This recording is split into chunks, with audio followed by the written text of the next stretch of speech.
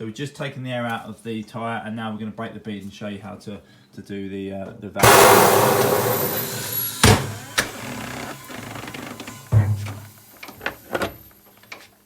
So that now allows us access to get to the rubber valve, which you just use a knife and cut off.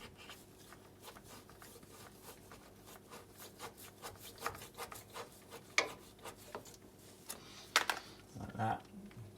Pull it out, slightly fiddly. So we have to use the knife again.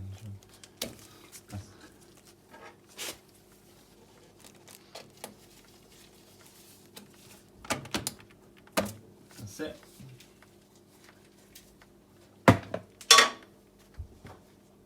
And now the TPMS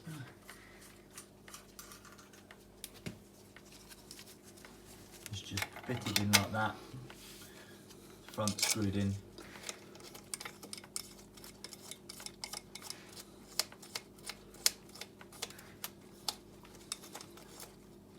Bit of lube over the TPMS.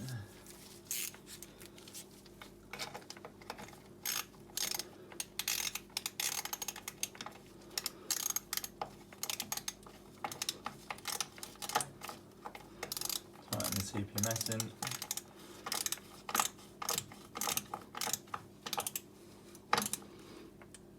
That's it.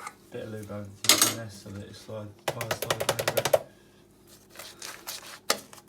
That's it. Let it release.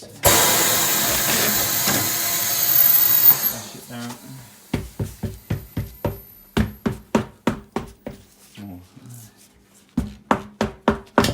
That's it. Now put air back in it.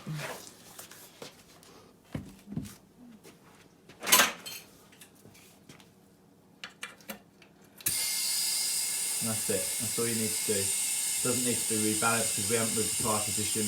Takes about 2 or 3 minutes to do, and then the TPMS is now in the wheel.